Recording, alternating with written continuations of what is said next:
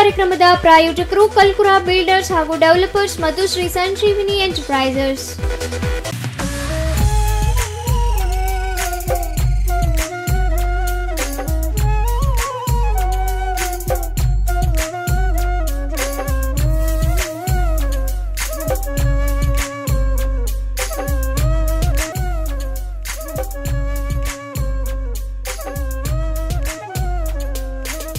ಕೃಷ್ಣಂ ವಂದೇ ಜಗದ್ಗುರು. ಪ್ರಿಯ ವೀಕ್ಷಕರೇ, ವಿಶ್ವೇಶತೀರ್ಥರ ಯಶೋಗಾಥೆ ವಿಶ್ವಮಾನ್ಯ ವಿಶ್ವೇಶ ಕಾರ್ಯಕ್ರಮಕ್ಕೆ ತಮಗೆ ಆದರದ ಸ್ವಾಗತ. ಮಧ್ವಾಚಾರ್ಯ ಯತಿಗಳಿಂದ ಬಾಲಕೃಷ್ಣನ ಪ್ರತಿಷ್ಠಾಪನೆಯಾಗಿ ಉಡುಪಿಯಲ್ಲಿ ನಿರ್ಮಲ್ಯ ವಿಸರ್ಜನೆಯೊಂದಿಗೆ ಶಯನೋತ್ಸವದ ತನಕ 14 ಪೂಜಾ ವಿಧಿಗಳನ್ನು ನೆರವೇರಿಸಲು ಮಧ್ವಾಚಾರ್ಯರು ಅಷ್ಟಮಠಗಳನ್ನು ಸ್ಥಾಪಿಸಿದರು. ಈ ಅಷ್ಟಮಠಗಳಲ್ಲಿ ಅಷ್ಟ ಬಾಲಯತಿಗಳನ್ನು ಸ್ಥಾಪಿಸಿ ಸನ್ಯಾಸತ್ವದ ದೀಕ್ಷೆಯನ್ನು ನೀಡಿದರು. ಈ ಅಷ್ಟಮಠಗಳನ್ನು ನಾವು ಇವತ್ತಿಗೂ ಉಡುಪಿಯ ರಥಬೀದಿಯಲ್ಲಿ ನೋಡಬಹುದು. ಇಂತಹ ಒಂದು ಅಷ್ಟಮಠಗಳಲ್ಲಿ ಒಂದಾದ ಮಠ ಪೇಜಾವರ ಅಧೋಕ್ಷಜ ಮಠ. ಈ ಮಠದ ಬಗ್ಗಿನ ಐತಿಹ್ಯವನ್ನು ನಮ್ಮ ಇಂದಿನ ಸಂಚಿಕೆಯಲ್ಲಿ ನಾವು ನೋಡೋಣ ವೀಕ್ಷಕರೇ.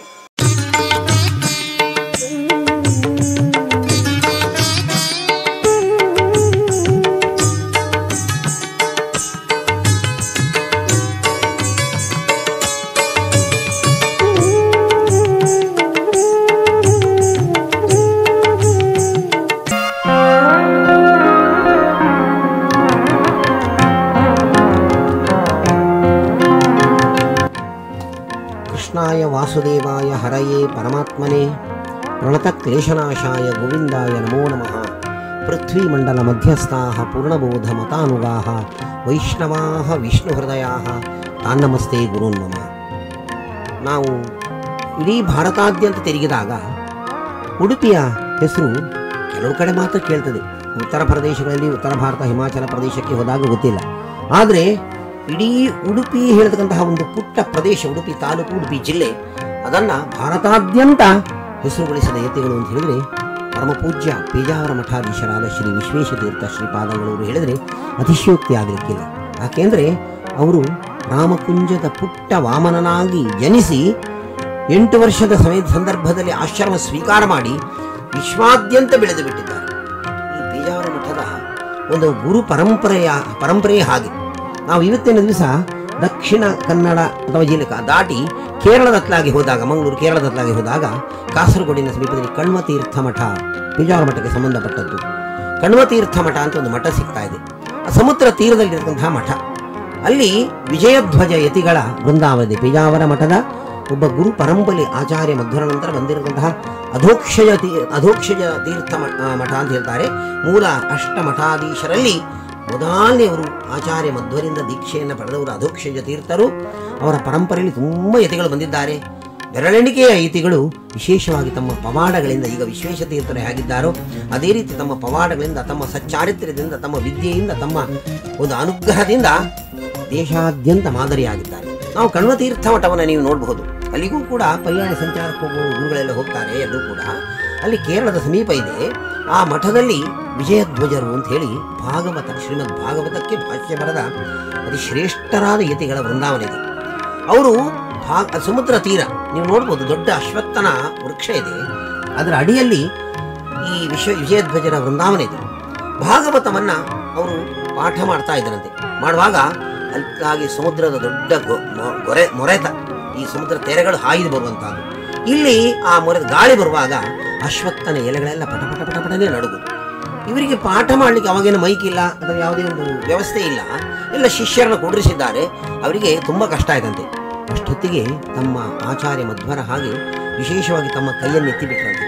ಎತ್ತಿಬಿಟ್ಟ ಕ್ಷಣ ಅಲ್ಲಿ ಅಶ್ವತ್ಥದ ಎಲೆಗಳು ಅಲುಗಾಡಿ ಶಬ್ದ ಅಲುಗಾಡಬಹುದು. ಈಗಲೂ ಕೂಡ ನೀವು ನೋಡಿದರೆ ಶಬ್ದ ಮಾಡಿಸುವುದನ್ನು ನಿಲ್ಲಿಸಿದ್ದರಂತೆ. ಸಮುದ್ರದ ಮೊರೆತ ಅಲ್ಲಿಗೆ ಕಡಿಮೆ. ಇವತ್ತು ಕೂಡ ನೀವು ಆ ಪ್ರದೇಶ ಕಣ್ವತೀರ್ಥ ಮಠ ಅಂತಿದೆ. ಅಲ್ಲಿ ವಿಶೇಷವಾಗಿ ದೇವರ ಸನ್ನಿಧಾನ, ಕಣ್ವರ ಆಶ್ರಮ ಇದ್ದಿರಬಹುದು. ಹಿಂದೆ ದೇವರ ಪೇಜಾವರ ಮಠದ ಉಪಾಸ್ಯ ದೇವರಲ್ಲಿದ್ದಾರೆ. ಅಲ್ಲಿ ನೀವು ಹೋದರೆ ಅಲ್ಲಿ ಈ ದೃಶ್ಯವನ್ನು ನೋಡ್ಬೋದು. ಅಶ್ವತ್ಥನ ದೊಡ್ಡ ವೃಕ್ಷ ಇವತ್ತಿಗೂ ಇದೆ. ಅದು ಶಬ್ದ ಮಾಡ್ತಾ ಇಲ್ಲ.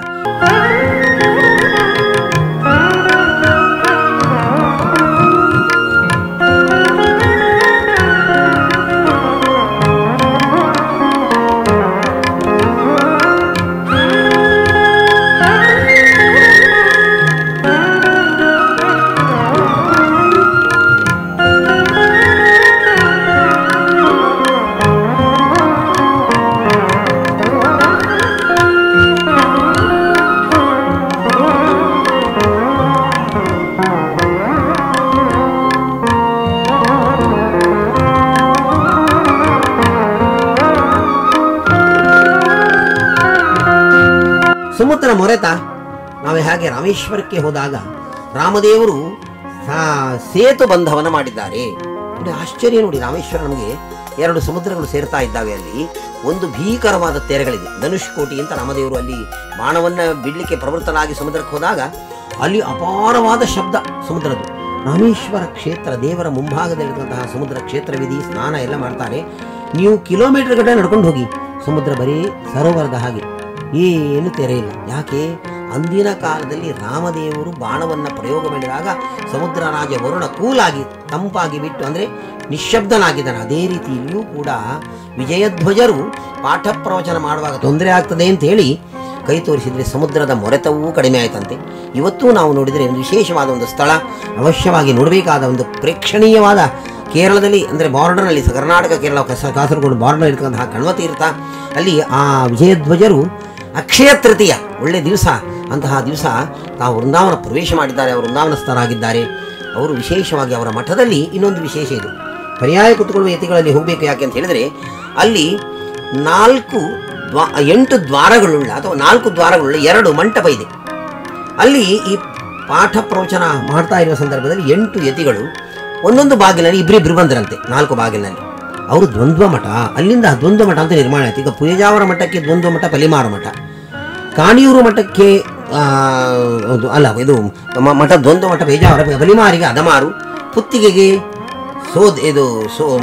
ಸೋದೆಗೆ ಶೀರೂರು, ಪುತ್ತಿಗೆಗೆ ಕೃಷ್ಣಾಪುರ. ಹೀಗೆ 8 ಮಠಗಳಿಗೆ 4 ದ್ವಂದ್ವ ಮಠ. ಅಂದರೆ ಒಬ್ಬರಿಗೆ ಅನಾರೋಗ್ಯವೆಂದರೆ, ಅನಾನುಕೂಲತೆ ಆದಾಗ ಅಥವಾ ವೃಂದಾವನಸ್ಥರಾದಾಗ ಇನ್ನೊಬ್ಬರು ಪೂಜೆ ಮಾಡುವ ಅಧಿಕಾರ ಉಂಟು ಅಂತ ಹೇಳಿ 8 ಮಠಗಳನ್ನು 4 ಮಠಗಳ ಹಾಗೆ ತೋರಿಸ್ತಾರೆ. ನಮಗೆ 4 ದ್ವಾರದಲ್ಲಿ ಬಂದಿರತಕ್ಕಂತಹ ವಿಶೇಷವಾದ ಕಣ್ವತೀರ್ಥ ಮಠದ ಇದೆ. ಅಂತಹ ವಿಜಯಧ್ವಜರಂತಹ ಒಳ್ಳೆ ಯೋಗ್ಯತೆ ಉಳ್ಳ ಎಷ್ಟೋ ಯತಿಗಳು ಪೇಜಾವರ ಮಠದ ಒಂದು ಇತಿಹಾಸದಲ್ಲಿ ಬಂದು ಹೋಗಿದ್ದಾರೆ. ಈಗ ಪ್ರಸಕ್ತ ವಿಶ್ವೇಶ ತೀರ್ಥರು, ನಾನು ಹಾಗೆ ಹೇಳಿದ ಹಾಗೆ ನಮ್ಮ ಕಣ್ಣೆದುರಲ್ಲಿ ಇರತಕ್ಕಂತಹ ಮಹಾವಿಭೂತಿ, ಅವಿಶ್ರಾಂತವಾಗಿ ಸಮಾಜಕ್ಕೋಸ್ಕರ ದುಡಿತಕ್ಕಂತಹ ಏಕೈಕ ವ್ಯಕ್ತಿ, ಅವರ ಶಿಷ್ಯಂದರಿದ್ದಾರೆ.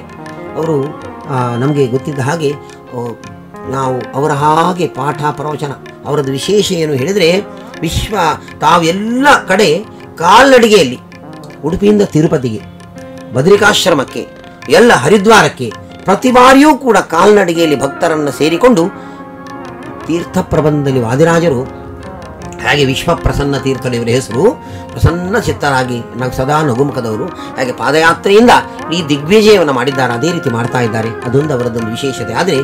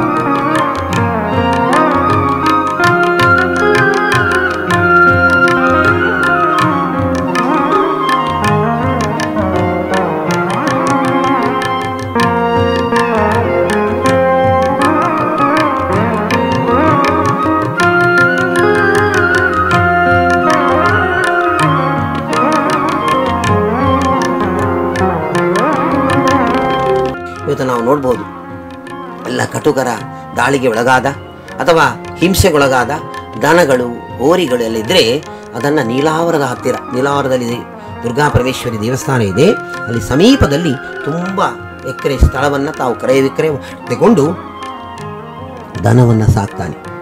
ಆ ಆಕಳುಗಳು ಬಾಕಿ ಕಡೆಯಲ್ಲೆಲ್ಲ ಹಾಲಿಗೋಸ್ಕರ ಸಾಕಿದರೆ, ಇದು ಬರೇ ಗಂಡು ಕರುಗಳು ಶುಶ್ರೂಷೆಗೋಸ್ಕರ, ಕಾಲು ಕಳೆದಿರ್ಬೋದು, ಅನಾರೋಗ್ಯ ಇರ್ಬೋದು, ಅವರ ಶುಶ್ರೂಷೆ. ಯಾಕೆಂದರೆ ಗಾವೋಮೇ ನಮಗೆ ಗವಾಮಂಗೇಶು ತಿಷ್ಟಂತಿ ಭುವನಾನಿ ಚತುರ್ದಶ ಅಂತ ಹೇಳ್ತಾರೆ. ಚತುರ್ದಶ ಭುವನಗಳು ಕೂಡ ಆಕಳು ದನದ ಶರೀರದಲ್ಲಿದೆ. ಅತೀ ಸಾಧು ಪ್ರಾಣಿ ಹೇಳಿದರೆ ದನ, ಯಾರಿಗೂ ಹಿಂಸೆ ಕೊಡದೆ ತನ್ನ ಜೀವಮಾನ ಇಡೀ ಪರೋಪಕಾರಾರ್ಥವಾಗಿ ವಹಂತಿ ಗಾವ, ಹಾಲನ್ನು ಕೊಟ್ಟು ನಾವು ತಾಯಿಯ ಎದೆ ಹಾಲನ್ನು 1-2 ವರ್ಷ ಮಗು ಕುಡಿಬೋದು.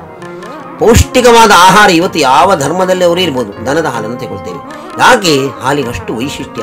ದನದ ಶರೀರದಲ್ಲಿ 31 ಕೋಟಿ ದೇವತೆಗಳಿದ್ದಾರೆ ಅಂತ ಹೇಳ್ತಾರೆ. ಯಾವ ಸಂದರ್ಭದಲ್ಲಿ ನೋಡಿ, ಯಾವುದೇ ಪ್ರಾಣಿ ಪಕ್ಷಿಗಳು ಇರ್ಬೋದು, ಮನುಷ್ಯ ಇರ್ಬೋದು, ಮನುಷ್ಯನ ಮಗು ಇರ್ಬೋದು, ಹಿರಿಯ ಇರ್ಬೋದು, ನಮ್ಮ ಮಲಮೂತ್ರ ಎಷ್ಟು ಅಸಖ್ಯ. ಆದರೆ ದನದ ಒಂದು ಗೋಮೂತ್ರ ಅದನ್ನು ನಾವು ಇವತ್ತಿನ ದಿವಸ ಕ್ಯಾನ್ಸರಿಗೆ, ಶುಗರಿಗೆಲ್ಲ ಔಷಧವಾಗಿ ಪ್ರಯೋಗ ಮಾಡ್ತಾರೆ. ಅರ್ಕ ಅಂತ ಅದನ್ನು ಡಿಸ್ಟಿಲ್ ಮಾಡಿ ಗೋಮಯ ಅದನ್ನು ಸಾರಿಸಿದರೆ ಎಲ್ಲ ರೀತಿಯ ಬ್ಯಾಕ್ಟೀರಿಯಾಗಳು, ಎಷ್ಟೋ ರೋಗಾಣುಗಳು ನಾಶವಾಗುತ್ತೆ. ನಮ್ಮಲ್ಲಿ ಅತಿ ಪೀಠಿಕೆ ಮಡಿತ ಕೃಷ್ಣ ಮಠದಲ್ಲಿ ಎಲ್ಲ ಇದೆ. ಅದು ದನದ ಸೆಗಣಿಯಿಂದ ಆಕಳು ಅಂದರೆ ದೇಶೀಯ ಆಕಳು, ಕಾಡು ಜರ್ಸಿ ಹೊಲೆಸ್ಟಿನ್ ಎಲ್ಲ ಅಲ್ಲ, ಅದು ಕಾಡು ದನ ಅಂತ ಹೇಳ್ತೇವೆ ನಾವು. ಅಂತಹ ದನಗಳು ಬರೀ ಹುಲ್ಲನ್ನು ತಿಂದು ಬಂದಿರತಕ್ಕಂತಹ ನೀರನ್ನು ಕುಡಿದ ದನದ ಒಂದು ಸೆಗಣಿ ಅಥವಾ ಗೋಮಯ, ಗೋಮೂತ್ರ ಅದಷ್ಟು ಪವಿತ್ರ. ಅಂತಹ ವಿಶೇಷವಾದ ದನಗಳನ್ನು ಒಂದು ಆಶ್ರಯ ಕೊಟ್ಟಿರತಕ್ಕಂತಹ ನೀಲಾವರದಲ್ಲಿ ಗೋವರ್ಧನ ಟ್ರಸ್ಟ್ ಅಂತ ಮಾಡಿದ್ದಾರೆ. ನಾವೆಲ್ಲ ದನ ಸಾಕಲಿಕ್ಕೆ ಇವತ್ತಿನ ದಿವಸ ಅಸಾಧ್ಯ. ಮನೆಯಲ್ಲಿ ನಾವು ಗೋಗ್ರಾಸವನ್ನು ನಿತ್ಯ ಕೊಡಬೇಕಂತೆ. ಅದಕ್ಕೆ ನಾವು ಗೋಗ್ರಾಸವನ್ನು ಕೊಟ್ಟು ಊಟ ಮಾಡಬೇಕು. ಆಗಲಿಲ್ಲ, ಒಂದು ಸಣ್ಣ ಬಾಕ್ಸ್ ಇಟ್ಕೊಳ್ಳೋದು ಗೋವರ್ಧನ ಟ್ರಸ್ಟ್ಗೆ ಒಂದು 5 ರೂಪಾಯಿ ಹಾಕೋದು, ದಿವಸಕ್ಕೆ 10 ರೂಪಾಯಿ ಹಾಕೋದು. ಈ ರೀತಿ ಹಾಕಿ ಅಲ್ಲಿ ಕೊಟ್ಟಾಗ ಅನಾರೋಗ್ಯಕ್ಕೆ ಒಳಗಾದ, ಹಾಲು ಹಿಂಡದ ಎಲ್ಲ ದನಗಳಿಗೆ ಉಪಕಾರ ಆಗುತ್ತೆ. ಅಂತಹ ವಿಶೇಷವಾದ ಒಂದು ಕರ್ತವ್ಯವನ್ನು ಮಾಡಿದವರು ಪೇಜಾವರ ಮಠಾಧೀಶರು ಶ್ರೀ ವಿಶ್ವಪ್ರಸನ್ನರು. ಅಷ್ಟು ಅಲ್ಲದೆ ನಮ್ಮ ಧಾರ್ಮಿಕತೆಯನ್ನು ಉಳಿಸಬೇಕು ಅಂತ ಹೇಳುವ ಉದ್ದೇಶದಿಂದ ಒಂದು ಯೋಗ ದೀಪಿಕಾ ಅಂತ ಹೇಳಿ ಪರಿಮಾರ ಸ್ವಾಮಿ ನಿರ್ಮಾಣ ಮಾಡಿದರೆ, ಇವರು ಕೂಡ ಪ್ರಹ್ಲಾದ ಗುರುಕುಲ ಅಂತ ಹೇಳ್ತಕ್ಕಂತಹ ಒಂದು ವಿಶೇಷವಾದ ಶಾಲೆಯನ್ನು ನಿರ್ಮಾಣ ಮಾಡಿ ಆಂಗ್ಲ ಶಿಕ್ಷಣದೊಂದಿಗೆ ನಮ್ಮ ಆರ್ಷ ಸಂಪ್ರದಾಯ ಯಾವುದು ಅಂತ ಹೇಳಿದರೆ ಸಂಸ್ಕೃತದ ವಿದ್ಯೆಯನ್ನು ಕೂಡ ಕೊಡ್ತಾ ಶಾಲೆಯನ್ನು ನಿರ್ಮಾಣ ಬಡ ಮಕ್ಕಳಿಗೋಸ್ಕರ ಮಾಡಿದ್ದಾರೆ. ಇಷ್ಟು ಅಲ್ಲದೆ ಭಜನೆಯ ಒಂದು ಆಯಾಮ, ಎಲ್ಲ ಕಡೆ ತಿರುಗಿ ಕುಣಿದು ದಾಸರ ಕೀರ್ತನೆಗಳನ್ನು ಹಾಡಲಿಕ್ಕೆ ಒಂದು ಆಯಾಮವನ್ನು ಕೊಟ್ಟಿದ್ದಾರೆ. ನಮ್ಮಲ್ಲಿ ಕಾರ್ತೀಕ ಮಾಸದಲ್ಲಿ ತುಳಸಿ ಸಂಕೀರ್ತನೆ ನಡೀತದೆ. ವಾದಿರಾಜರು 12 ದಿವಸಕ್ಕೆ 12 ಹಾಡುಗಳನ್ನು ನಿರ್ಮಾಣ ಮಾಡಿದ್ದಾರೆ. ಅದನ್ನು ರಾಗಬದ್ಧವಾಗಿ, ಲಯಬದ್ಧವಾಗಿ, ಶ್ರುತಿಬದ್ಧವಾಗಿ ಕುಣಿದು ಹಾಡತಕ್ಕಂತಹ ವಿಶೇಷವಾದ ಸಂಪ್ರದಾಯವನ್ನು ತೋರಿಸಿದ್ದಾರೆ. ಅಂತಹ ವಿಶೇಷವಾದ ಶಿಷ್ಯರು ಪ್ರಸನ್ನ ತೀರ್ಥರು, ಪೇಜಾರೀಶರು, ಅವರ ಗುರುಗಳು ವಿಶ್ವೇಶ ತೀರ್ಥರು. ಅವರು ಕೂಡ ದೇಶಾದ್ಯಂತ ತಿರುಗಿ ಎಲ್ಲಿ ರಾಘವೇಂದ್ರ ಮಠಗಳು, ಎಷ್ಟೋ ಶಾಲೆಗಳು, ನಾನು ಹೇಳಿದೆ ವಿದ್ಯಾಪೀಠ ಅಂತ ಒಂದಲ್ಲ, ಅವರು 100 ಶಾಲೆಗಳನ್ನು ನಿರ್ಮಾಣ ಮಾಡಿ ಜ್ಞಾನಕ್ಕೋಸ್ಕರ ಈ ಪೇಜಾವರ ಮಠದ ಪರಂಪರೆಯನ್ನು ನೋಡ್ತಾ ಇದ್ದರೆ ಎಲ್ಲ ಗುರುಗಳು ಕೂಡ ಹೊಟ್ಟೆಗೆ ಅನ್ನವನ್ನು ಕೊಡ್ತಾರೆ, ಇಲ್ಲ ಅಂತಲ್ಲ. ಅಲ್ಲಲ್ಲಿ ಛತ್ರಗಳು ಬೇಕಾದಷ್ಟು ವ್ಯವಸ್ಥೆ ಇದ್ದರೂ ಕೂಡ ಜ್ಞಾನದಾಹಕ್ಕೆ, ಜ್ಞಾನಿಗಳಿಗೆ ವಿಶೇಷವಾದ ಒಂದು ಆಶ್ರಯವನ್ನು ಕೊಟ್ಟಿರತಕ್ಕಂತಹ ಮಠ ಪೇಜಾವರ ಮಠ. ಅವರ ಪರ್ಯಾಯದ ಆ ಗುರು ಪರಂಪರೆಯ ಒಂದು ಸಣ್ಣ ಸಮೀಕ್ಷೆಯನ್ನು ನಾವು ನೋಡಿದ್ದೇವೆ. ಅವರ ಪರಂಪರೆಯನ್ನು ನೋಡಿದ್ದೇವೆ. ದೊಡ್ಡ ದೊಡ್ಡ ಯತಿಗಳು ಆಗಿ ಹೋಗಿದ್ದಾರೆ. ಪ್ರಸಕ್ತ ವಿಶ್ವೇಶ ತೀರ್ಥರ ಪರ್ಯಾಯ ಮುಕ್ತಾಯ. ಅವರ ಶಿಷ್ಯರೊಂದಿಗೆ ವಿಶ್ವಪ್ರಸನ್ನ ತೀರ್ಥರೊಂದಿಗೆ ಈ ಪರ್ಯಾಯವನ್ನು ಮುಗಿಸಿದ್ದಾರೆ. ವಿಶ್ವಪ್ರಸನ್ನರು ಗುರುಗಳಂತಷ್ಟೇ ಯೋಗ್ಯತೆ ಅವರದ್ದು ಹೇಳೋದಕ್ಕೆ ಇನ್ನೊಂದು ಸಣ್ಣ ಮಾತನ್ನು ಹೇಳ್ತಾ ನಾನು ಮುಕ್ತಾಯ ಮಾಡ್ತಾ ಇದ್ದೇನೆ. ವಿಶ್ವೇಶ ತೀರ್ಥರಿಗೆ 86 ವರ್ಷ, 84 ವರ್ಷ ಪರ್ಯಾಯ ಕೂತ್ಕೊಳ್ಳುವಾಗ ತಮ್ಮ ಶಿಷ್ಯರಿಗೆ ನೀವು ಮಾಡಿ ನಮಗೆ ವಯಸ್ಸಾಗಿದೆ. ಆವಾಗ ವಿಶ್ವಪ್ರಸನ್ನರು ಎಷ್ಟು ದೊಡ್ಡ ಗುಣವಂತರು ನೋಡಿ. ನನ್ನ ಪರ್ಯಾಯ ಹಾಗೂ ಮುಂದಕ್ಕೂ ನಡೀಬಹುದು. ನೀವು ಇಷ್ಟು ಹಿರಿಯರು 5ನೇ ಪರ್ಯಾಯವನ್ನು ಮಾಡಿದರೆ ಅದು ವರ್ಲ್ಡ್ ರೆಕಾರ್ಡ್. ಯಾಕೆಂದರೆ ಗಿನ್ನಿಸ್ ದಾಖಲೆ ಇದೆ. ಅಂತಹ ಒಂದು ನೀವು ಮಾಡಲೇಬೇಕು. ನಾವು ಬೆಂಗಾಲವಾಗಿ ನಾವು ನಿಲ್ತೇವೆ ಅಂತ ಹೇಳಿ ಅವರನ್ನು ಕೂಡ್ರಿಸಿದ್ದಾರೆ. ಅವರಿಗೆ ಅನಾರೋಗ್ಯ ಬಂದರೂ ಕೂಡ ಅವರಿಂದ ಪರ್ಯಾಯವನ್ನು ಮಾಡಿಸಿದ್ದಾರೆ. ಇನ್ನು ಪಾಪ ಅವರಿಗೆ ಪರ್ಯಾಯ ಬರುವ 74-75 ವರ್ಷ ಆಗ್ಬೋದು. ಆದರೆ ಅಂತಹ ತ್ಯಾಗ ಬುದ್ಧಿ ಈ ಸಣ್ಣ ಸ್ವಾಮಿಯರಲ್ಲೂ ಕೂಡ ಇದೆ. ಅಂತಹ ಗುರು ಶಿಷ್ಯರು ವಿಶೇಷವಾಗಿ ನಮ್ಮ ಉಡುಪಿಗೆ ಮೆರುಗು ಕೊಟ್ಟಿದ್ದಾರೆ. ಪೇಜಾವರ ಮಠದ ಪರಂಪರೆಯಲ್ಲಿ ಇಂತಹ ಗುರುಗಳು ಎಷ್ಟೋ ನಡೆದು ಹೋಗಿದ್ದಾರೆ, ಇನ್ನು ಮುಂದಕ್ಕೂ ಬರ್ತಾರೆ. ಅಂತಹ ಗುರುಗಳಿಗೆ, ಗುರುದ್ವಯರಿಗೆ ಸಾಷ್ಟಾಂಗ ಪ್ರಣಾಮ ಮಾಡ್ತಾ ನನ್ನ ಮಾತನ್ನು ಮುಗಿಸ್ತೇನೆ. ಶ್ರೀಕೃಷ್ಣಾರ್ಪಣಮಸ್ತು. ಮಧ್ವಾಚಾರ್ಯರ ಮೊದಲ ಪ್ರೀತಿಯ ಶಿಷ್ಯ ಋಷಿಕೇಶ ತೀರ್ಥರು ಹಾಗೂ ಅವರೊಂದಿಗಿನ 7 ಜನ ಶಿಷ್ಯರನ್ನು ಜೋಡಿಯನ್ನಾಗಿ ಮಾಡಿ ದ್ವಂದ್ವ ಮಠದ ಸ್ಥಾಪನೆಯನ್ನು ಮಾಡಿ ಅದರೊಂದಿಗೆ ಮಧ್ವ ಸಂಪ್ರದಾಯವನ್ನು, ಮಧ್ವ ತತ್ವಗಳನ್ನು ಜನರಲ್ಲಿ ಭಕ್ತಿ ಭಾವದೊಂದಿಗೆ ಪಸರಿಸಲು ತಿಳಿಸಲಾಯಿತು. ಹೀಗೆ ಮುಂದುವರೆದ ಈ ಪೇಜಾವರ ಮಠದ ಯಶೋಗಾಥೆಯ ಬಗ್ಗೆ ಇನ್ನಷ್ಟು ಮಾಹಿತಿಗಳನ್ನು ತಿಳಿದುಕೊಳ್ಳೋಣ ಒಂದು ಪುಟ್ಟ ವಿರಾಮದ ನಂತರ.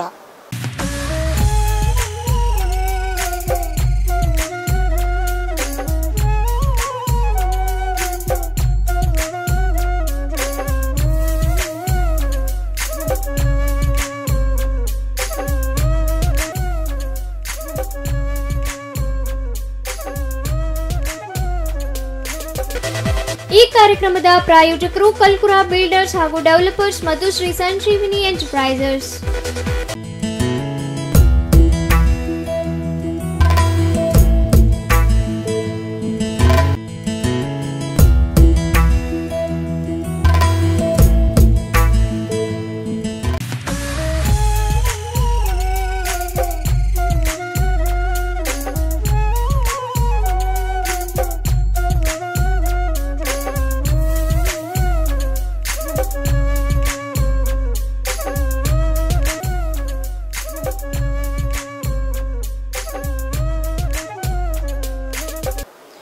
ವಿರಾಮದ ನಂತರ ವಿಶ್ವೇಶತೀರ್ಥ ಯಶೋಗಾಥೆ ಇವರ ಈ ಕಾರ್ಯಕ್ರಮಕ್ಕೆ ನಿಮಗೆಲ್ಲರಿಗೂ ಆತ್ಮೀಯ ಸ್ವಾಗತ. ಹೀಗೆ ಅಧೋಕ್ಷಜ ತೀರ್ಥರ ಪರಂಪರೆಯಿಂದ ಮುಂದುವರೆದುಕೊಂಡು ಬಂದಂತಹ ಶ್ರೀ ಪೇಜಾವರ ಮಠ ಪಟ್ಟದ ದೇವರಾದ ರಾಮ ವಿಠಲ ದೇವರಿಗೆ ಪೂಜಾ ವಿಧಿವಿಧಾನಗಳನ್ನು ನಡೆಸುತ್ತಾ ಪರ್ಯಾಯದ ಸಂದರ್ಭದಲ್ಲಿ ಪೊಡವಿಗೊಡೆಯ ಶ್ರೀಕೃಷ್ಣನಿಗೆ ಧಾರ್ಮಿಕ ವಿಧಿವಿಧಾನಗಳನ್ನು ಸಲ್ಲಿಸುತ್ತಾ ಮುಂದುವರೆಸಿಕೊಂಡು ಬಂದಿರುವಂತಹ ಪರಂಪರೆಯಲ್ಲಿ 32ನೇ ಯತಿಗಳಾಗಿ ಶ್ರೀ ಶ್ರೀ ವಿಶ್ವೇಶತೀರ್ಥ ಸ್ವಾಮೀಜಿಯವರು ಈಗ ಈ ವಿಧಿವಿಧಾನಗಳನ್ನು ಮುನ್ನಡೆಸಿಕೊಂಡು ಬರುತ್ತಿದ್ದಾರೆ. ಇಂತಹ ಈ ಪೇಜಾವರ ಮಠದ ಬಗ್ಗೆ ಇನ್ನಷ್ಟು ಮಾಹಿತಿಗಳನ್ನು ನಮ್ಮ ಈ ಕಾರ್ಯಕ್ರಮದಲ್ಲಿ ತಿಳಿದುಕೊಳ್ಳೋಣ.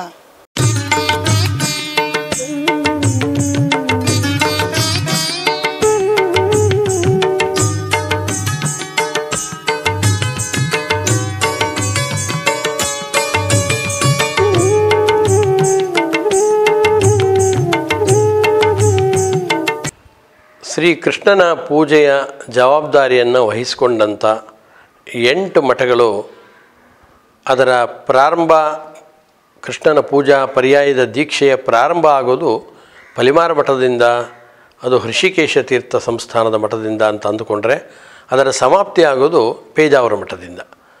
ಈಗಾಗಲೇ 5ನೇ ಪರ್ಯಾಯವನ್ನು ಯಶಸ್ವಿಯಾಗಿ ಮುಗಿಸಿದಂಥ ಶ್ರೀ ವಿಶ್ವೇಶತೀರ್ಥ ಶ್ರೀಪಾದಂಗಳವರ ಪರ್ಯಾಯ ಇದೇ ಜನವರಿಯ 18ನೇ ತಾರೀಕಿಗೆ ಅದು ಸಮಾಪ್ತಿಯನ್ನು ಪಡೆಯುತ್ತೆ.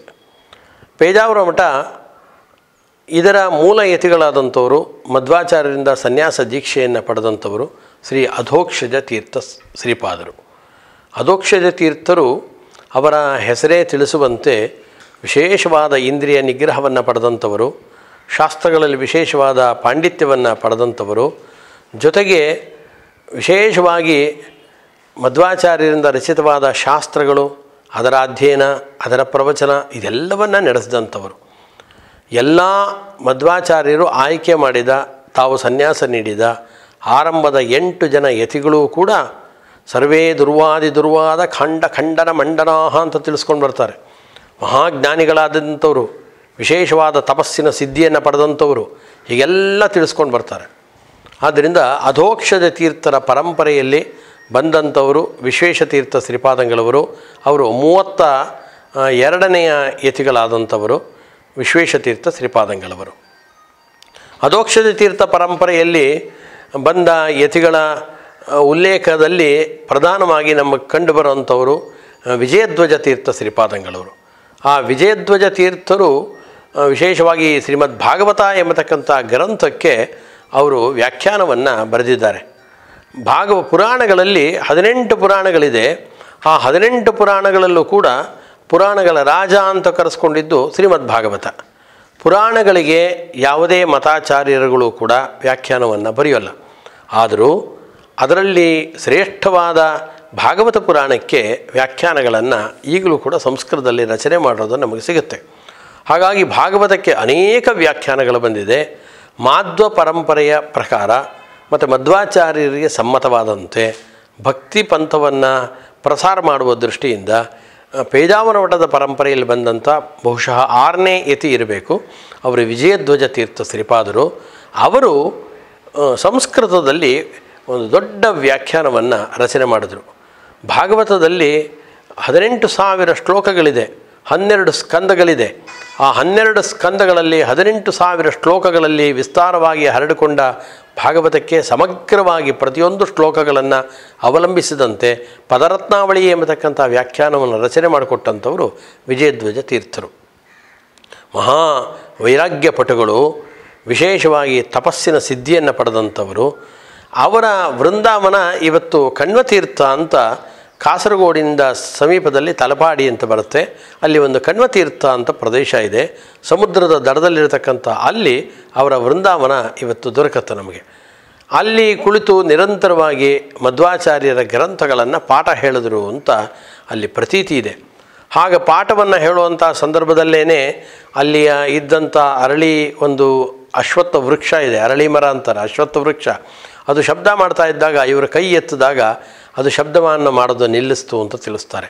ಸಮುದ್ರದ ಘೋಷ ಅಲ್ಲಿ ಅಬ್ಬರ ಅದು ಜಾಸ್ತಿಯಾಗಿದ್ದಾಗ ಇವರ ಕೈಯನ್ನು ಎತ್ತಿ ಅದರ ಅಬ್ಬರವನ್ನು ಕಡಿಮೆ ಮಾಡಿದ್ರು, ಅದರ ಘೋಷವನ್ನು ಕಡಿಮೆ ಮಾಡಿದ್ರು ಅಂತಲೂ ತಿಳಿಸ್ತಾರೆ.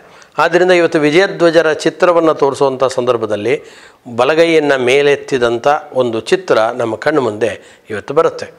ಹೀಗಾಗಿ ಇಂಥ ವಿಜಯಧ್ವಜ ತೀರ್ಥರು ವಿಶೇಷವಾಗಿ ಮಧ್ವಾಚಾರ್ಯ ಗ್ರಂಥಗಳಿಗೆ ವ್ಯಾಖ್ಯಾನವನ್ನು ಮಾಡಿದಂಥವರು. ಆನಂತರ ಅವರ ಪರಂಪರೆಯಲ್ಲಿ ಬಂದಂತೆ ವಿಶ್ವಪತಿ ತೀರ್ಥರು ಅಂತ ಮತ್ತೊಬ್ಬ ಶ್ರೇಷ್ಠ ಯತಿಗಳು. ಅವರು ಕೂಡ ಅನೇಕ ಮಧ್ವಾಚಾರ್ಯರ ಕೃತಿಗಳಿಗೆ ವ್ಯಾಖ್ಯಾನವನ್ನು ಬರೆದರು. ಅದರಲ್ಲಿ ಇವತ್ತು ನಾವು ಪ್ರಧಾನವಾಗಿ ದೊರಕುವಂಥದ್ದು ಸುಮಧ್ವಿಜಯ ಅಂತ ಇದೆ. ಆ ಸುಮಧ್ವಿಜಯ ಅಂತ ಮಧ್ವಾಚಾರ್ಯರ ಸಮಗ್ರ ಚರಿತ್ರೆಯನ್ನು ಸಾರತಕ್ಕಂಥ ಗ್ರಂಥ. ಮಧ್ವಾಚಾರ್ಯರ ಸಮಕಾಲೀನರಾಗಿದ್ದಂಥವರು, ಅವರ ಜೊತೆಗೆ ವಾದವನ್ನು ನಡೆಸಿದಂಥವರು ಕಾಸರಗೋಡಿನ ತ್ರಿವಿಕ್ರಮ ಪಂಡಿತಾಚಾರ್ಯರು ಅಂತ. ಅಂತಹ ತ್ರಿವಿಕ್ರಮ ಪಂಡಿತಾಚಾರ್ಯರ ಮಕ್ಕಳಾದಂಥವರು ನಾರಾಯಣ ಪಂಡಿತಾಚಾರ್ಯರು. ಇವತ್ತಿಗೂ ಕೂಡ ಕಾಸರಗೋಡದ ಅವರ ಸಮೀಪದಲ್ಲಿ, ಕಾಸರಗೋಡಿನ ಸಮೀಪದಲ್ಲಿ ಅಲ್ಲಿ ಕಬೆನಾಡು ಅಂತ ಕರಿತಾ ಇದ್ದರು ಆ ಕಾಲದಲ್ಲಿ. ಅಲ್ಲಿ ನಾರಾಯಣ ಪಂಡಿತಾಚಾರ್ಯರ ಮನೆ ಇವತ್ತಿಗೂ ಕೂಡ ನಮಗೆ ದೊರಕ್ತಾ ಇದೆ. ಅಲ್ಲಿ ಇರತಕ್ಕಂಥ ನಾರಾಯಣ ಪಂಡಿತಾಚಾರ್ಯರು ಏನು ಮಧ್ವಾಚಾರ್ಯರ ಕಾಲದಲ್ಲೂ ಇದ್ದರು, ಅವರು ಅನಂತರ ಕಾಲದಲ್ಲೂ ಇದ್ದರು. ಹೀಗಾಗಿ ಸ್ವತಃ ಮಧ್ವಾಚಾರ್ಯರನ್ನು ಕಂಡಂಥವರವರು.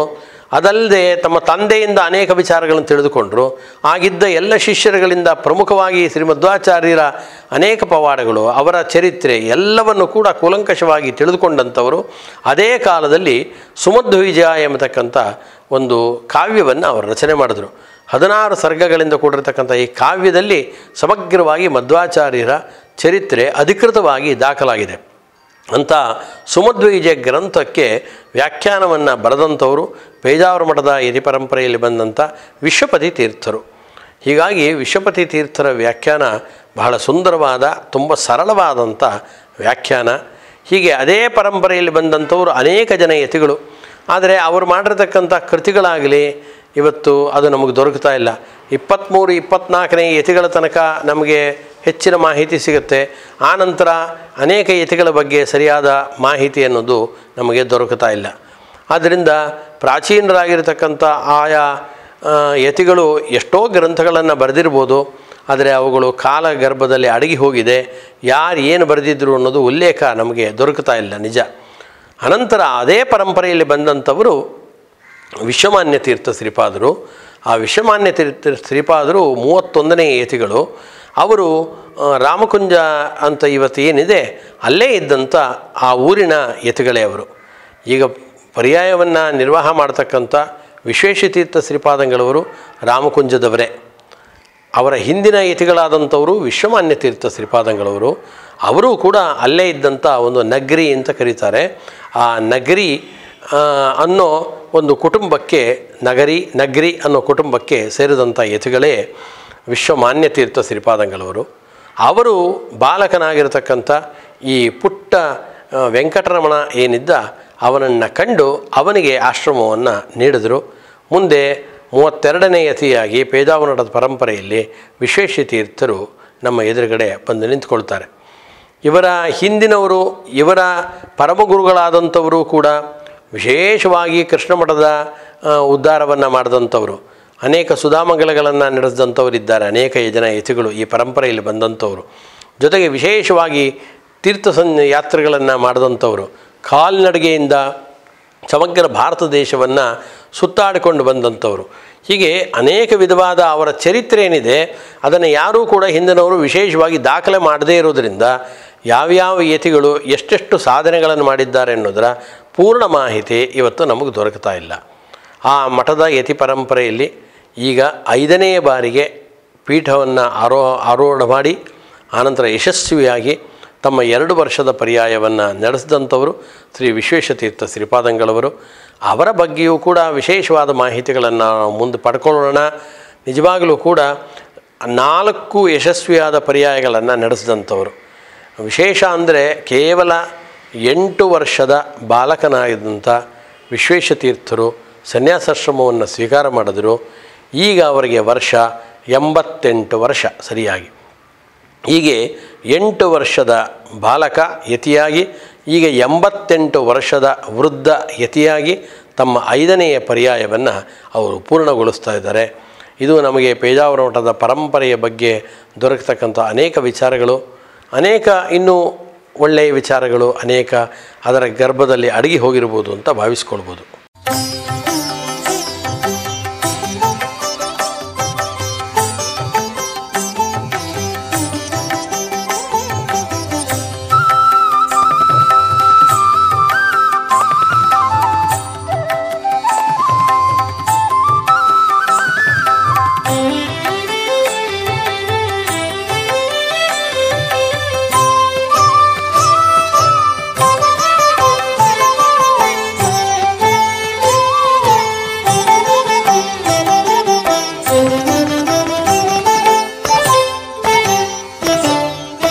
ಕರುಣಿಸೋ ರಂಗ ಕರುಣಿಸೋ ರಂಗ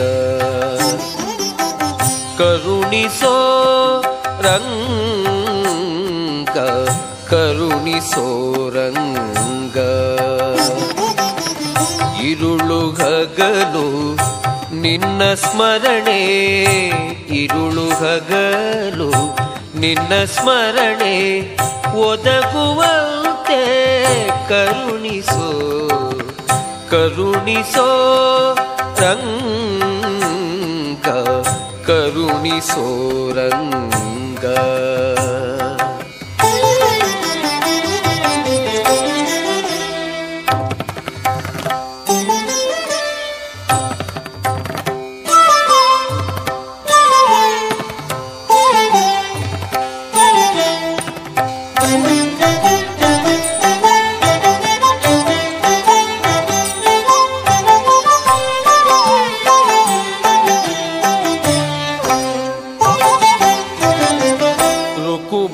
ರುಕುಮಾಂಗದನಂತೆ ವ್ರತವನಾನರಿಯೇ ಶುಕಮುನಿಯಂತೆ ಸ್ತುತಿಸಲರಿಯೇ ರುಕುಮಾಂಗದನಂತೆ ವ್ರತವನಾನರಿಯೇ ಶುಕಮುನಿಯಂತೆ ಸ್ತುತಿಸಲರಿಯೇ ಬಕವೈರಿಯಂತೆ ಧ್ಯಾನವ ಮಾಡಲರಿಯೇ ಬಕವೈರಿಯಂತೆ ಧ್ಯಾನವ ಮಾಡಲರಿಯೇ ದೇವಕಿಯಂತೆ ಮುದ್ದಿಸಲರಿಯೇ ಕರುಣಿಸೋ ರಂಗ ಕರುಣಿಸೋ ರಂಗ ಕರುಣಿಸೋ ರಂಗ ಕರುಣಿಸೋ ರಂಗ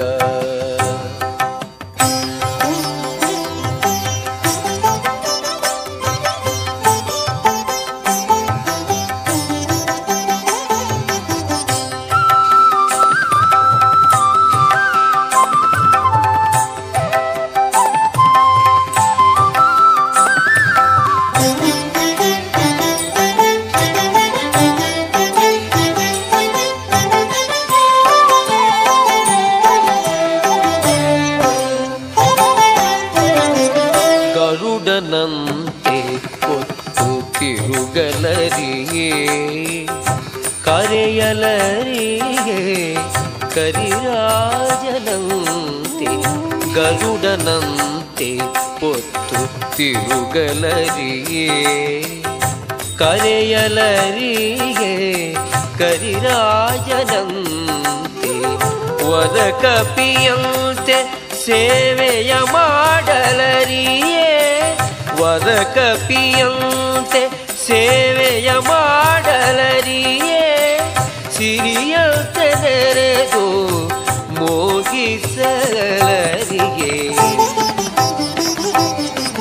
ಕರುಣಿಸೋ ರಂಗ ಕರುಣಿಸೋ ರಂಗ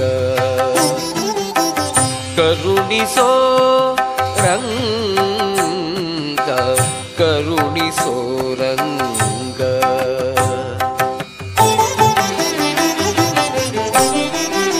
ಹೀಗೆ ಮುಂದುವರೆದ ಈ ಪೇಜಾವರ ಮಠದ ಯಶೋಗಾಥೆಯ ಬಗ್ಗೆ ಇನ್ನಷ್ಟು ಮಾಹಿತಿಗಳನ್ನು ತಿಳಿದುಕೊಳ್ಳೋಣ ಒಂದು ಪುಟ್ಟ ವಿರಾಮದ ನಂತರ.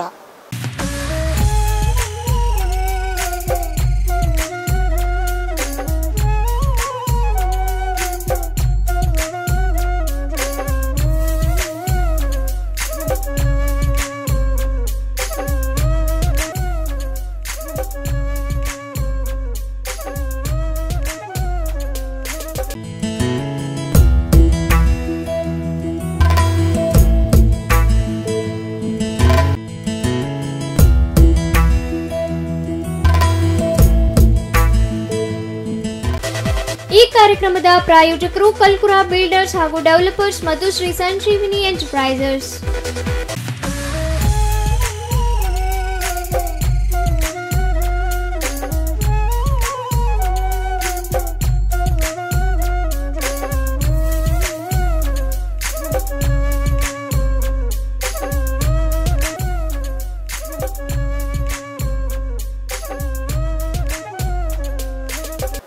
ವಿರಾಮದ ನಂತರ ವಿಶ್ವೇಶತೀರ್ಥ ಯಶೋಗಾಥೆ ಇವರ ಈ ಕಾರ್ಯಕ್ರಮಕ್ಕೆ ನಿಮಗೆಲ್ಲರಿಗೂ ಆತ್ಮೀಯ ಸ್ವಾಗತ.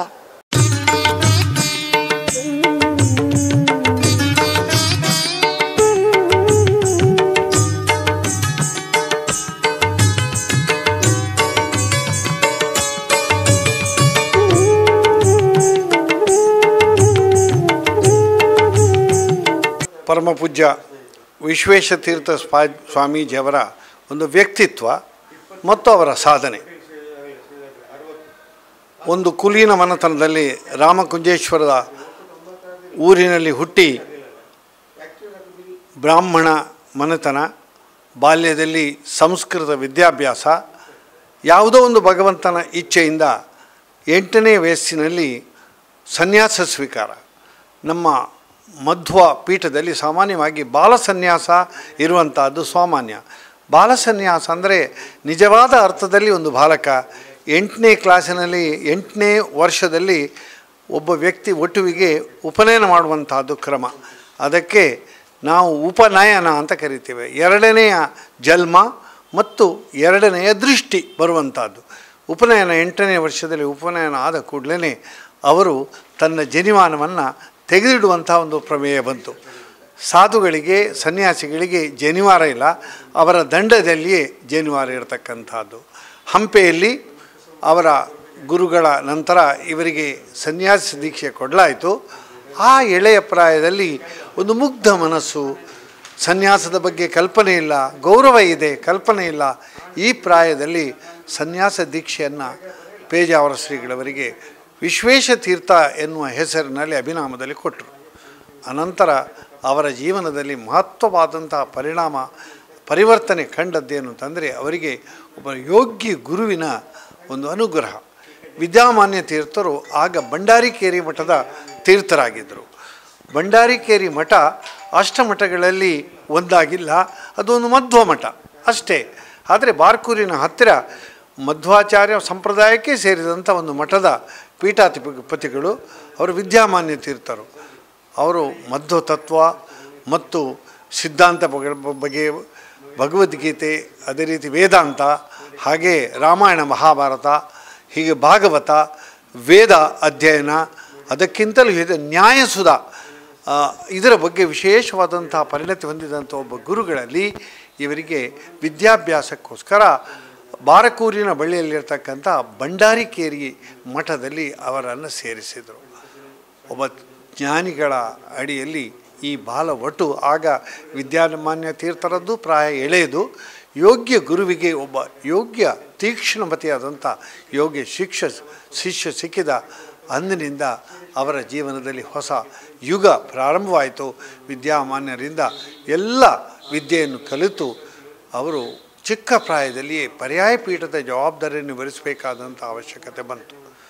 ಅವರಿಗೆ ಗುರುಗಳ ವಿದ್ಯೆಯ ಜೊತೆ ಅನುವಂಶೀಯವಾಗಿ ಬಂದಂತಹ ಈ ತೀಕ್ಷ್ಣ ಬುದ್ಧಿ ಮತ್ತು ಹಿಂದೂ ಧರ್ಮ, ವೇದಾಂತ ಮತ್ತು ಮಧ್ವ ತತ್ವದ ಬಗ್ಗೆ ಇರತಕ್ಕಂಥ ಅತೀವವಾದಂಥ ಆಸಕ್ತಿಯಿಂದ ಚಿಕ್ಕ ಪ್ರಾಯದಲ್ಲಿ ಇವರು ಎಲ್ಲ ವೈದಿಕರನ್ನು ಮತ್ತು ಹಿಂದೂ ಸಮಾಜದ ಪ್ರತಿಷ್ಠಿತರನ್ನು ಆಕರ್ಷಿಸುವುದರಲ್ಲಿ ಯಶಸ್ವಿಯಾದರು.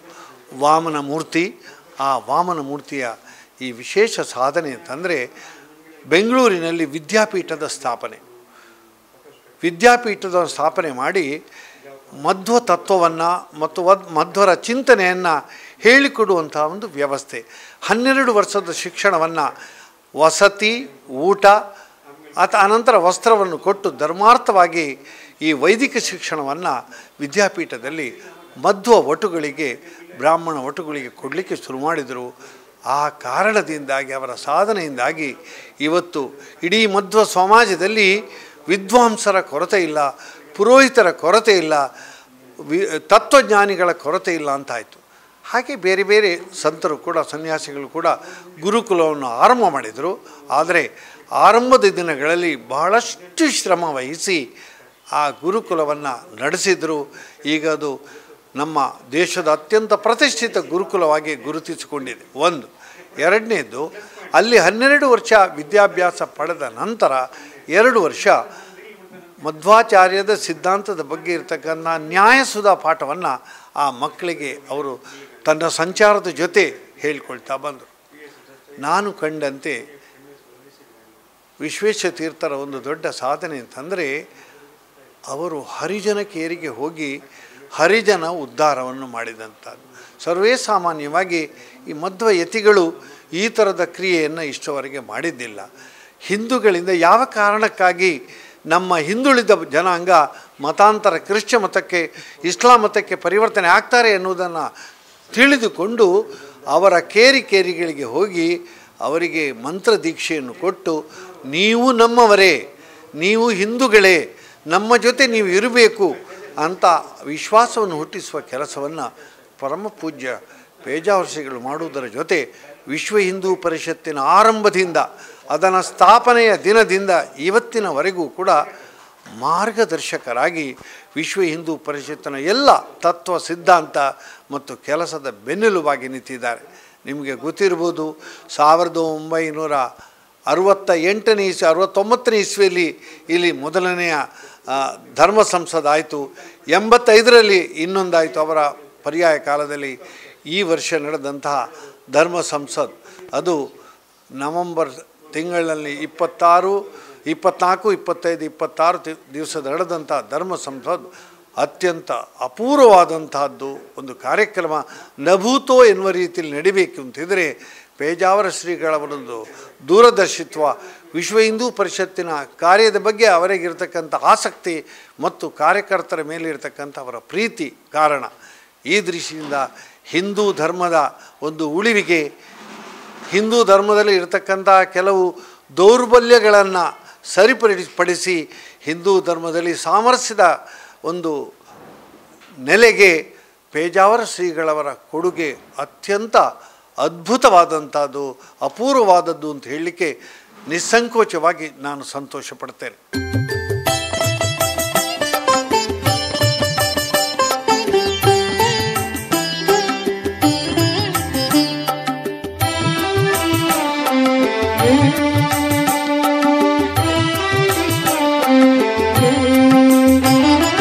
ಪಿಳ್ಳಂಗೋವಿಯ ಚೆಲ್ವ ಕೃಷ್ಣನ ಎಲ್ಲಿ ನೋಡಿದಿರಿ? ಪಿಳ್ಳಂಗೋವಿಯ ಚೆಲ್ವ ಕೃಷ್ಣನ ಎಲ್ಲಿ ನೋಡಿದಿರಿ? ರಂಗನ ಎಲ್ಲಿ ನೋಡಿದಿರಿ? ಪಿಳ್ಳಂಗೋವಿಯ ಚೆಲ್ವ ಕೃಷ್ಣನ ಎಲ್ಲಿ ನೋಡಿದಿರಿ? ಪಿಳ್ಳಂಗೋವಿಯ ಚೆಲ್ವ ಕೃಷ್ಣನ ಎಲ್ಲಿ ನೋಡಿದಿರಿ? ರಂಗನ ಎಲ್ಲಿ ನೋಡಿದಿರಿ? ಎಲ್ಲಿ ನೋಡಿದರಲ್ಲಿ ತಾನಿಲ್ಲದಿಲ್ಲವೆಂದು ಬಲ್ಲ ಜಾಣರು, ಎಲ್ಲಿ ನೋಡಿದರಲ್ಲಿ ತಾನಿಲ್ಲದಿಲ್ಲವೆಂದು ಬಲ್ಲ ಜಾಣರು. ಪಿಳ್ಳಂಗೋವಿಯ ಚೆಲ್ವ ಕೃಷ್ಣನ ಎಲ್ಲಿ ನೋಡಿದಿರಿ? ರಂಗನ ಎಲ್ಲಿ ನೋಡಿದಿರಿ?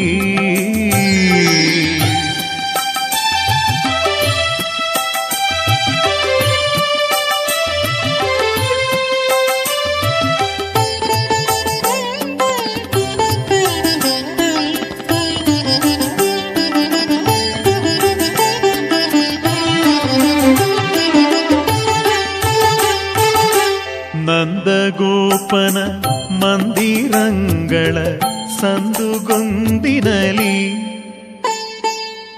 ನಂದಗೋಪನ ಮಂದಿರಂಗಳ ಸಂದುಗೊಂದಿನಲಿ, ಚಂದ ಚಂದದ ಗೋಪ ಬಾಲರ ವೃಂದ ವೃಂದದಲ್ಲಿ, ಚಂದ ಚಂದದ ಗೋಪ ಬಾಲರ ವೃಂದ ವೃಂದದಲ್ಲಿ ಸುಂದರಾಂಗದ ಸುಂದರಿಯರ ಹಿಂದು ಮುಂದಿನಲಿ ಸುಂದರಾಂಗದ ಸುಂದರಿಯರ ಹಿಂದು ಮುಂದಿನಲಿ ಅಂದದ ಕಳ ಕಂದ ಕರುಗಳ ಮಂದೆ ಮಂದೆಯಲಿ ಪಿಳ್ಳಂಗೋವಿಯ ಚೆಲ್ವ ಕೃಷ್ಣನ ಎಲ್ಲಿ ನೋಡಿದಿರಿ ಪಿಳ್ಳಂಗೋವಿಯ ಚೆಲ್ವ ಕೃಷ್ಣನ ಎಲ್ಲಿ ನೋಡಿದಿರಿ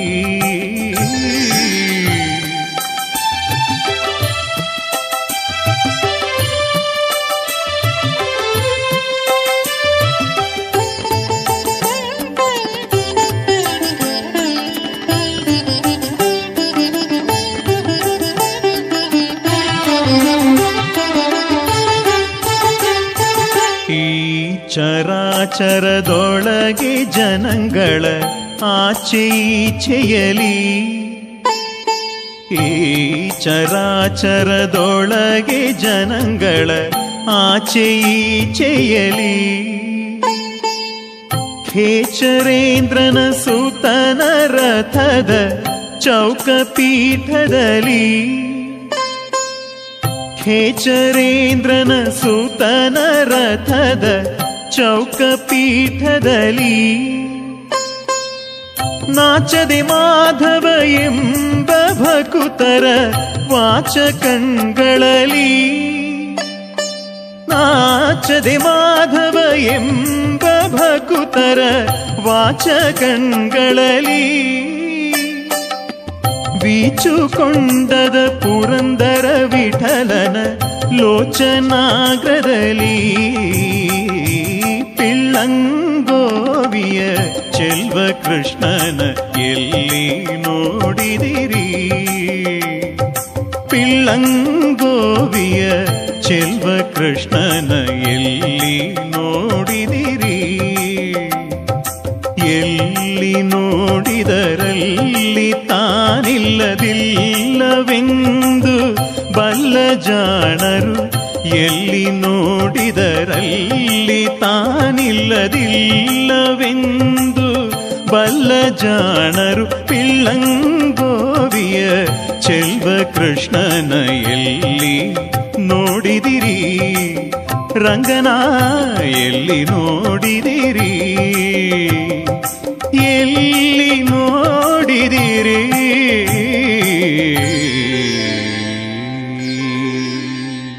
ಇಂತಹ ಪರಂಪರೆಯನ್ನು ಹೊಂದಿರುವಂತಹ ಶ್ರೀ ಪೇಜಾವರ ಅಧೋಕ್ಷಜ ಮಠದ ಯತಿಗಳಾಗಿ 284ನೆಯ ದ್ವೈವಾರ್ಷಿಕ ಪರ್ಯಾಯದ ಪೀಠವನ್ನು ಏರಿರುವಂತಹ ಶ್ರೀ ಶ್ರೀ ಶ್ರೀ ವಿಶ್ವೇಶತೀರ್ಥ ಸ್ವಾಮೀಜಿಯವರ ಜನನ ಬಾಲ್ಯ ಹಾಗೂ ದೀಕ್ಷೆಗಳ ಬಗ್ಗೆ ಮುಂದಿನ ಸಂಚಿಕೆಯಲ್ಲಿ ತಿಳಿದುಕೊಳ್ಳೋಣ. ಅಲ್ಲಿಯ ತನಕ ನಾನು ಭಾಗ್ಯಶ್ರೀ ಐತಾಳ್ ಕರಂಬಳ್ಳಿ. ಪ್ರಿಯ ವೀಕ್ಷಕರೇ, ನಿಮಗೆಲ್ಲರಿಗೂ ಪ್ರೀತಿಪೂರ್ವಕವಾದ ಧನ್ಯವಾದಗಳು.